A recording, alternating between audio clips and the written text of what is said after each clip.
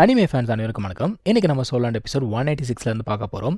போன எபிசோடில் பார்த்தீங்கன்னா அந்த டீமன் வேலை அவங்க டிஃபீட் பண்ணியிருப்பாங்க இல்லையா?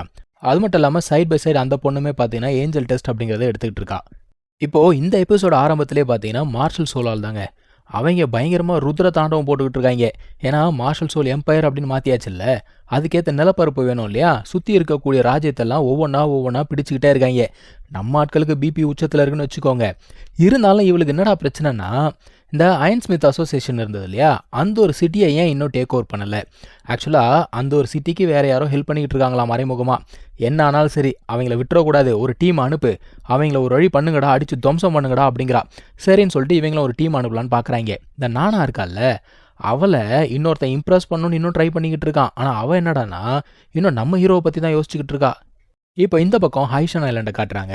நம்ம ஹீரோக்கு அந்த காட் ஆஃப் ஓஷன் லைட் கிடைச்சது இல்லையா, அந்த லைட்டு கிடைச்சதுனால இங்கே இருக்க ஓஷன் பீஸ்ட் எல்லாமே இவனுக்கு தலை வணங்குது. இவன் கீழே இறங்கி வந்தானே ஷாபாய் வரா, வந்து இவனுக்கு நன்றி சொல்லிட்டு மாஸ்டர் அப்படின்னு கூப்பிட்றா. இவன் கேட்குறான், என்ன எதுக்குமா மாஸ்டர்னு கூப்பிட்றா அப்படின்னா, ஏன்னா இவன் ஓஷன் கார்டு லைட் வச்சிருக்கான்ல, அதுனா எல்லாருமே வச்சிருக்க பொருளா அது. ஸோ ஷாபா என்ன சொல்கிறா, டைம் வேஸ்ட் பண்ணவானா, நீ போயிட்டு அந்த வேலோடைய சோல்ரிங் அப்சர்வ் பண்ணு அப்படிங்கிறா. இப்போ ஷாங் இருக்கால்ல, அவளுக்குமே ஒரு சோல்ரிங் தேவைப்படுது. ஸோ அங்கே இருக்க ஒரு வேல், அதாவது இறந்து போன ஒரு பீஸ்டோடைய சோல்ரிங்கை அப்சர்வ் பண்ண சொல்கிறான். அவளுமே அங்கே இருக்க ஒரு பிளாக் கலர் சோல்ரிங்கை அப்சர்வ் பண்ண ஆரம்பிக்கிறான். இப்போ தங்சான் என்ன பண்ணுறான், நம்ம ஷாபாய் மேலே ஏறி அந்த வேல் கிட்ட போகிறான். ஷாபாய் சொல்லுது, அந்த பீஸ்ட் வந்து ரொம்ப மூர்க்கமான பீஸ்ட்டு, ரொம்ப ஜாக்கிரதையாரு அப்படின்னு சொல்லுது. ஏன்னா என்னதான் நம்ம ஃபிசிக்கலாக அதை கொண்டிருந்தா கூட அது அவ்வளோ சீக்கிரம் தன்னுடைய பவர் யாருக்கும் கொடுத்துறாது. அதோடைய சோல்ரிங்கை யூஸ் பண்ணுறாங்கன்னா விட்டுருமான்னு. அது என்ன பண்ணுது, கண்டினியூஸாக இவனை அட்டாக் பண்ணு பார்த்துக்கிட்டே இருக்குது. இவனை முடிஞ்ச வரைக்கும் சமாளிச்சுட்டே இருக்கான். ஒரு கட்டத்தில் அதோடைய அந்த மூர்க்கமான பவர் இருக்குல்ல, அந்த கோவம் வெறுப்பு அது எல்லாமே இவனை கீழ் நோக்கி இழுக்குது. அது இவனை அஃபெக்ட் பண்ண ஆரம்பிக்குது. எப்படின்னா அந்த கடலுக்குள்ளே அப்படியே முழுகிற மாதிரி இருக்குது. வெளியில் இருக்கவங்களுக்கு தெரியுது அவன் கஷ்டப்படுறான்னு, ஆனால் அவங்களால ஒன்றும் பண்ண முடியாது. தங்சான்மே ரொம்ப கஷ்டப்பட்டு அதுலேருந்து வெளில வரணும், அந்த பிடியிலேருந்து தப்பிக்கணும் அப்படின்னு பார்க்குறான். ஆனால் ஏகப்பட்ட டீமன் வேல் வந்து அவனை கடிச்சு உள்ளுக்குள்ளே இழுத்துட்டு போகுதுங்க. அந்த சமயத்தில் ஷாபாய் குரல் கேட்குது, அந்த ஓஷன் கார்டு லைட் இருக்கு இல்லையா, அதை பயன்படுத்து அப்படின்னோடனே அவனுமே அதை பயன்படுத்துகிறான். எல்லாமே விலகி போயிடுதுங்க. ரொம்ப ஈஸியாகவே அந்த ஒரு வேலை பிடிச்சி அதை வந்து அப்சர்வ் பண்ண ஆரம்பிக்கிறான். இப்போ ஷாங் இருக்கா, அவளுமே வந்து பார்த்தீங்கன்னா சோல் ரிங் அப்சர்வ் பண்ணி முடிச்சிட்டா. எவ்வளோ சீக்கிரம் முடிச்சிட்டா பாருங்கள். ஸோ அவளுடைய சோல் பவர் அப்படிங்கிறது லெவல் 55 ரீச் ஆகிடுச்சான்.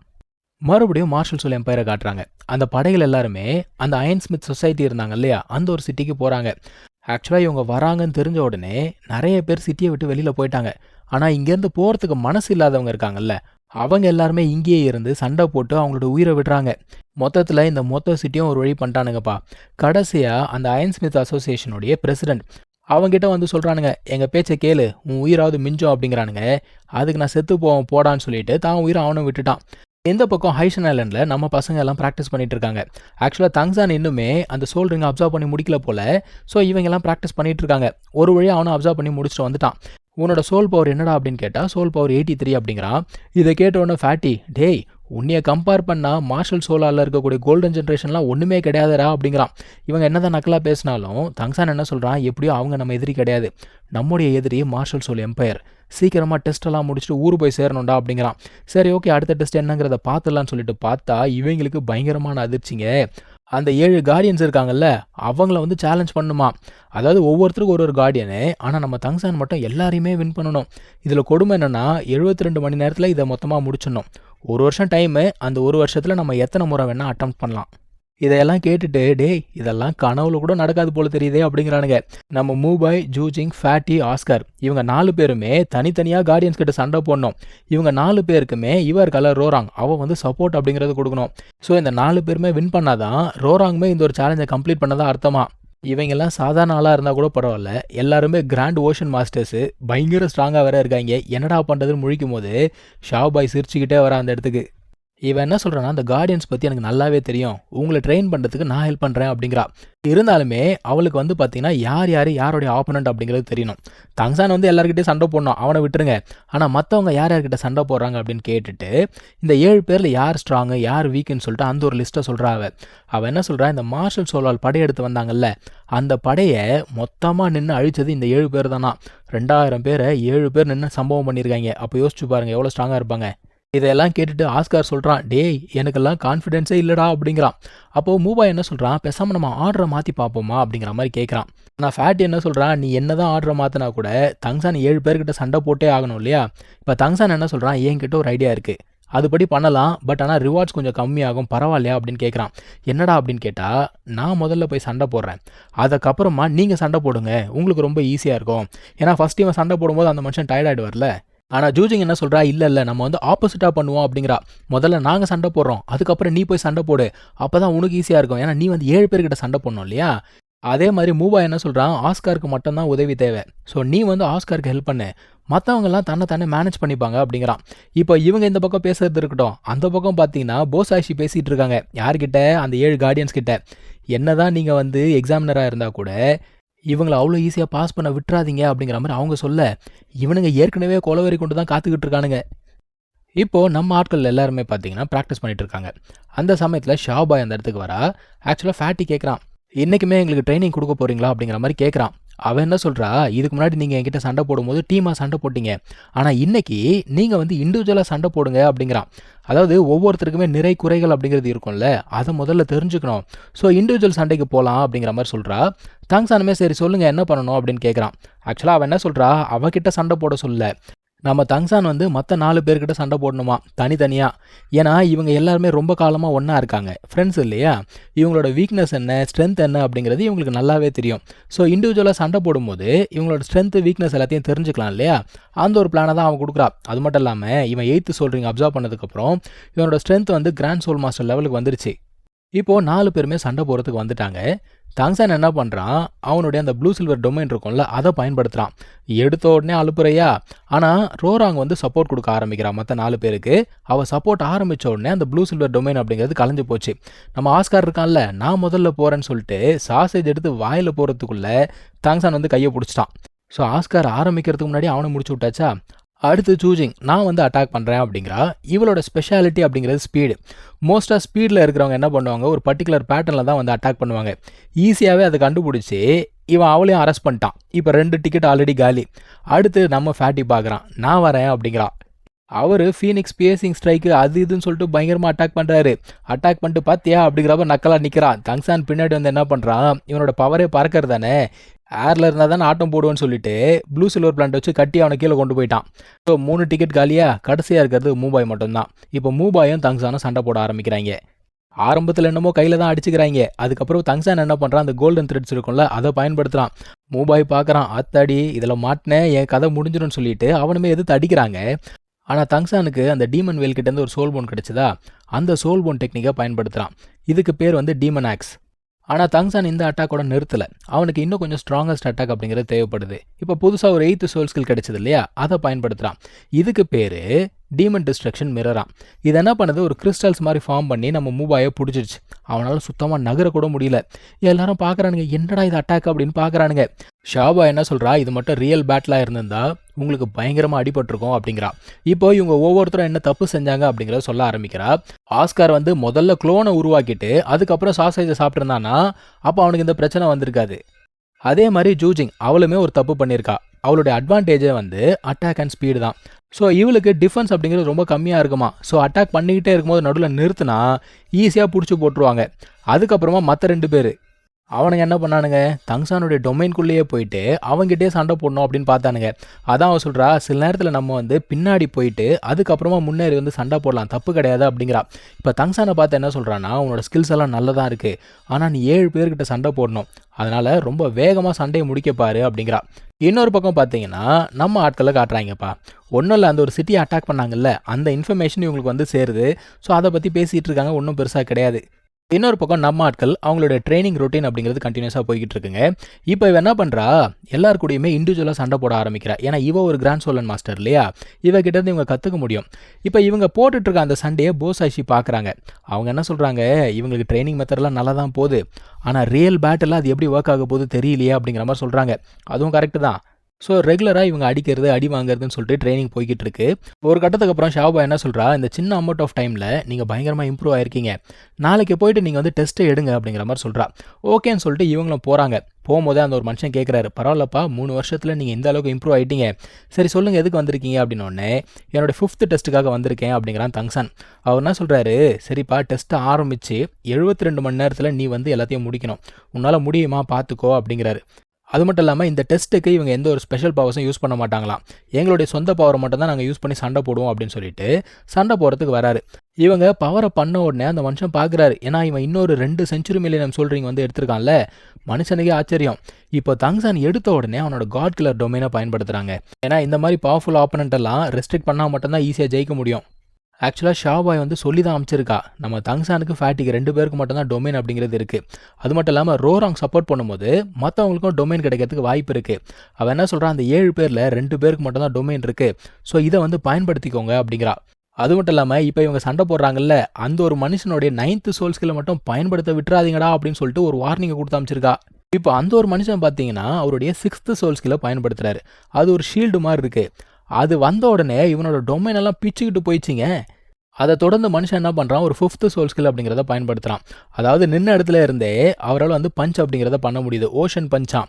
இவன் எங்கே போனாலும் சரி அந்த பஞ்ச் இவனை அட்டாக் பண்ணுதுங்க. அவனால் தப்பிக்கவே முடியல. அதான் மனுஷன் சொல்கிறான், உன்னால் எவ்வளோ நேரத்துக்கு ஓட முடியும் அப்படிங்கிறான். அவனுடைய 2 பக்கத்தில் இருந்து பஞ்ச் வருது. டெலிபோர்ட் ஆகலாம் அப்படின்னு பார்த்தா அவனால் டெலிபோர்ட் ஆக முடியல. இதுக்கு பேர் வந்து சோல் ஸ்கில் லாக்டவுன். என்னடா பண்ணுறது அப்படின்னு யோசிக்கும் போது அவனோட இன்விசிபிள் கோல்டன் ஷீல்ட் இருக்குல்ல, அதை போட்டு தடுத்துக்கிறான். அந்த மனுஷன் யோசிக்கிறான், என்னோட சோல் பவர் அவனோட அதிகம், ஆனால் ஏன் எனக்கு எந்த அட்வான்டேஜுமே கிடைக்கல அப்படின்னு சொல்லிட்டு யோசிக்கிறான். இப்போ தங்சான் என்ன பண்ணுறான், சோல் பவர் அதிகமாக வேணும் அப்படிங்கிறதுக்காக ப்ளூ சில்வர் டொமைனை பயன்படுத்தி நேச்சரில் இருக்க எனர்ஜி எல்லாத்தையுமே அப்சர்வ் பண்ண ஆரம்பிக்கிறான். அந்த மனுஷனுக்கு தெரிஞ்சு போச்சு, ரைட்டு இவன் இப்படியே அப்சர்வ் பண்ணால் நமக்கு ஆப்ப வந்துடும் சொல்லிட்டு மனுஷன் அட்டாக் பண்ணலாம் அப்படின்னு பார்க்குறான். ஆனால் அந்த அட்டாக் பவரையும் சேர்த்து இவன் அப்சர்வ் பண்ணிட்டான். அது மட்டும் இல்லாமல் அந்த ஒரு மனுஷனை சுற்றி கோல்டன் த்ரெட் வச்சு கவர் பண்ணிட்டான். இப்போ இந்த மனுஷனுக்கு வேறு வழி இல்லை. அவர் என்ன பண்ணுறாரு, அவருடைய 9th சோல் ஸ்கில்லை ஆக்டிவேட் பண்ணுறாருங்க. இப்போது இந்த மனுஷன் என்ன சொல்கிறாரு, நான் வந்து போசாஷிக்கு ப்ராமிஸ் பண்ணி கொடுத்துருக்கேன், உங்களை வந்து ஈஸியாக பாஸ் பண்ண விட மாட்டேன்னு சொல்லியிருக்கேன்ல, என்னை மன்னிச்சுக்கோ அப்படிங்கிறாரு. மனுஷன் அவருடைய 9th சோல் ஸ்கில்லை ஆக்டிவேட் பண்ணுறாரு. அந்த பவரை இவங்களால தாங்க முடியல. போசாஷி பார்த்துட்டு தான் இருக்காங்க. அவங்க என்ன சொல்கிறாங்க, இவரோட 9th சோல் ஸ்கில் அப்படிங்கிறது பயங்கர ஸ்ட்ராங்காக இருக்குமா. இந்த ஒரு ஐலாண்டில் பல காலங்களுக்கு முன்னாடி ஒரு மிகப்பெரிய அழிவு வந்திருக்குங்க. ஒரு வால்கனோ அது வெடிச்சு செதறினதில் விட்டுருந்தா இந்த ஒரு ஐலாண்ட் மொத்தமாக அழிஞ்சு போயிருக்கும். அந்த சமயத்தில் இவர் தான் வந்து ஏகப்பட்ட மக்களை காப்பாற்றி விட்டுருக்காரு. அது மட்டும் இல்லாமல் அந்த வால்கனோ அப்படியே நெருப்பு மழையாக பொழியுதில்ல, அது எல்லாத்தையுமே ஷீல்டை போட்டு தடுத்துட்டு இருந்திருப்பாரு. அந்த சமயத்தில் போசாயிஷி வந்து என்ன சொல்கிறாங்க, இந்த ஐலாண்டை நான் பார்த்துக்கிறேன், நீ போயிட்டு அந்த வால்கனோ ஏதாவது பண்ணு அப்படிங்கிறாங்க. இந்த மனுஷனை போகிற வழியில் பார்க்குறான், அந்த சூட்டில் ஏகப்பட்ட பீஸ்ட் இறந்து போயிருக்குங்க. என்னதான் செஞ்சுரி மில்லியன் பீஸ்டாக இருந்தாலும் சூடை தாங்க முடியுமா. அங்கே போயிட்டு மனுஷன் இதை ஸ்டாப் பண்ணணும் அப்படிங்கிறதுக்காக அவருடைய 9th சோல் ஸ்கில்லை யூஸ் பண்ணியிருக்காரு. அதுக்கு பேர் பீட்டிங் டோர்னடோ ஃபிஸ்டாம். அதை யூஸ் பண்ணி அடித்ததில் அந்த வால்கனவே மொத்தமாக சீல் ஆகிடுச்சுங்க. இன்றைக்கு வரைக்கும் அது ஒன்றுமே ஆகலை. அந்த மனுஷன் மட்டும் அன்றைக்கி அதை பண்ணலை, ஏகப்பட்ட உயிர் போயிருக்குமா. இப்போ அதே டெக்னிக்கை இங்கே பயன்படுத்துகிறாரு. அந்த மனுஷன் என்ன சொல்கிறான், இந்த ஒரு 9th சோல் ஸ்கில் முன்னாடி உன்னோட டொமைன், உன்னோட ஃபிசிக்கல் அட்டாக் எதுவுமே வேலைக்கு ஆகாது, உன்னால் டிஃபெண்டே பண்ண முடியாது அப்படிங்கிறான். இவனுமே இங்கேயும் அங்கேயும் ஓடி ஓடி பார்க்குறாங்க. ஒரு கட்டத்தில் அந்த அட்டாக் வரும்போது இன்விசிபிள் கோல்டன் ஷீல்டை போட்டு தடுத்துக்கிறான். என்னதான் அவன் ஷீல்டை போட்டு தடுத்தா கூட அந்த மனுஷன் அடிச்ச அடியில் பயவுல தண்ணியிலே விழுந்துட்டான். இவர் என்ன நினைக்கிறாரு, சண்டை முடிஞ்சிச்சு அவ்வளோதான் நினைக்கிறாரு. அவன் எங்கே முடிஞ்சான், அவன் தான் எந்திரிச்சு வந்துட்டானே. மனுஷன் பார்க்குறான், ஓ அப்படியா, அப்போ என்னுடைய ஃபைனல் ஸ்ட்ரைக் எதிர்க்கிறதுக்கு ரெடியாருன்னு சொல்லிட்டு இப்போ தான் அந்த பீட்டிங் டோர்னடோ ஃபிஸ்ட்டை பயன்படுத்துறாரு. நம்ம ஹீரோ ஏற்கனவே இது எல்லாத்துக்கும் தயாராக தாங்க இருக்கான். அந்த டீமன் வேலோடைய சோல் போன் கிடைச்சதில்ல, அதோடைய 2வது சோல் ஸ்கில்லை பயன்படுத்துகிறான். இதுக்கு பேர் டைகர் சாப்பான். ஸோ 2 அட்டாக்குமே பயங்கரமாக மோதுதுங்க. ஆனால் அந்த ஒரு அட்டாக்ல நம்ம ஓஷன் மாஸ்டர் தோற்று போயிடுறாரு. தாங்சான் இதுக்கு முன்னாடி அவனோட கோல்டன் த்ரெட்ஸை பயன்படுத்தியிருப்பான் இல்லையா, அதை பயன்படுத்தி அவரோட எனர்ஜியை கம்மி பண்ணதுனால இந்த அட்டாக்கை யூஸ் பண்ண முடிஞ்சது, இல்லைனா வேலைக்காயிருக்காது. ஸோ இவன் ஜெயிச்சிட்டான் அப்படிங்கிறத அவருமே ஒத்துக்கிறாருப்பா. ஆனால் மனுஷன் என்ன சொல்கிறான், இதுக்கப்புறம் வரப்போகிற டெஸ்ட் எல்லாமே ரொம்ப கஷ்டமாக இருக்கும், ஜாக்கிரதையாரு அப்படிங்கிறான். ஆனால் தாங்சான் என்ன சொல்கிறான், நான் உங்களை எந்த வகையிலையாவது அஃபன் பண்ணியிருந்தா என்னை மன்னிச்சுக்கோங்க அப்படிங்கிறான். ஏன்னா அவன் அடுத்து செய்ய போகிறது அந்த மாதிரி. இவன் எதுக்கு மன்னிப்பு கேட்குறான் அப்படின்னு அந்த மனுஷன் யோசிக்கும் போது ஆஸ்கார் முன்னாடி வந்து நிற்கிறான். இந்த மனுஷனுக்கு சிரிப்பு தாங்கலை. டேய், வேணுனே என்னை வந்து 9th சோல் ஸ்கில்லை பயன்படுத்த வச்சு சோல் பவரை காலியாக்கி இவனுக்கு ஒரு அட்வான்டேஜை கிரியேட் பண்ணி கொடுத்துருக்கல நீ. பரவாயில்ல, ஒன்றும் பிரச்சனை கிடையாது, அது வந்து ரூல்ஸை மீறி எதுவும் நீ பண்ணலை, அதனால் நான் உன்னை ஜட்ஜ் பண்ண மாட்டேன். ஆனால் மற்ற சோல் மாஸ்டர்ஸ் என்ன நினைப்பாங்கன்னு எனக்கு தெரியாது அப்படிங்கிறாரு. இப்போ இந்த பக்கம் தாங்மன்களான காட்டுறாங்க. அந்த ஒரு சிட்டியை டிஸ்ட்ராய் பண்ணாங்கல்ல, அங்கேருந்து நிறைய பேரை கூட்டு வந்திருக்காங்க. அதில் சிலாங் இருக்கான். சிலாங் தானே இப்போ வரைக்கும் பிரசிடெண்ட்டாக இருந்தான். இப்போது சிலாங் வந்தோடனே மன்னிப்பு கேட்குறான், என்னை மன்னிச்சுக்கோங்க, என்னால் வந்து சிட்டியை காப்பாற்ற முடியல அப்படிங்கிறான். ஏன்னா அந்த ஒரு சிட்டியை ஒரு வழி பண்ணிட்டானுங்க போல தெரியுது. மொத்தமாக இருந்தவங்க எல்லாரையும் கொன்று சிட்டியை நாஸ்தி பண்ணிட்டானுங்க. ஆனால் நம்ம ஓல்டு கொரியில் என்ன சொல்கிறாரு, இந்த பாரு அதுக்கு உனக்கு சம்மந்தம் கிடையாது, இதெல்லாம் மார்ஷல் சோல் எம்பையர் பண்ண வேலை, நீ உன்னால் முடிஞ்சதை ட்ரை பண்ண, ஃப்ரீயாக விடு அப்படிங்கிறாரு. ஆனால் அவன் என்ன சொல்கிறான், இவனுடைய டீச்சர் ஒருத்தர் இருக்கார்ல, அந்த வெப்பன் ஃபோர்ஜிங் மாஸ்டர், அவருக்கு நியூஸ் போயிருக்குமே, அவர் வந்து வருத்தப்படுவாரே அப்படிங்கிறான். ஆனால் இவங்க என்ன சொல்கிறாங்க, அதெல்லாம் ஒன்றும் பிரச்சனை இல்லை, அந்த மனுஷன் கோவத்துலலாம் எதுவும் செய்கிற ஆள் கிடையாது, கவலைப்படாத அப்படிங்கிறாங்க. அதுக்கேற்ற மாதிரியே அவருக்கு நியூஸ் போயிடுச்சுங்க. ஆனால் அந்த மனுஷன் கோவத்தில் எந்த ஒரு கேவலமான விஷயத்தையும் பண்ணலை.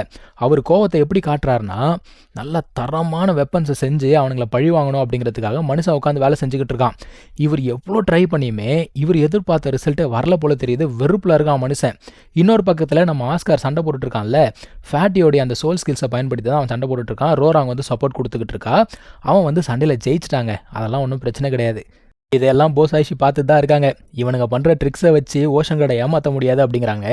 இவனும் மன்னிப்பு கேட்குறான். அந்த மனுஷன் என்ன சொல்கிறாரு, அதெல்லாம் ஒன்றும் பிரச்சனை இல்லைப்பா அப்படிங்கிறாரு. ஆனால் இவனுக்கு ரிவார்ட்ஸ் கொடுக்கும்போது பார்த்தீங்கன்னா எப்போவுமே வந்து சோல் பவர் 1 லெவல் இன்க்ரீஸ் ஆகும்ல, இந்த முறை 1/2 லெவல் தான் இன்க்ரீஸ் ஆயிருக்கு. அதான் தங்சான் சொன்னானே நம்மளோட ரிவார்ட்ஸ் எல்லாம் பாதி ஆகிடும்னு, அதே மாதிரி தான் நடந்திருக்கு. அதான் ஆஸ்கார் சொல்கிறான், ஃபுல் பவரில் அந்த மனுஷன் இருக்கும்போது சண்டை போட்டு ஜெயிக்கிறதுலாம் என் கனவுல கூட நடக்காது, இது எனக்கு பிரச்சனை இல்லை, நான் இதை ஏற்றுக்கிறேன் அப்படிங்கிறான். இப்போது இவங்களுக்கு அந்த தாங்மன் கிளான்லேருந்து லெட்டர் வருதுங்க. அதை எடுத்து பார்க்குறாங்க. மார்ஷல் சோல் எம்பையர் பண்ண அக்கிரமங்கள் எல்லாமே அதில் எழுதியிருக்கு.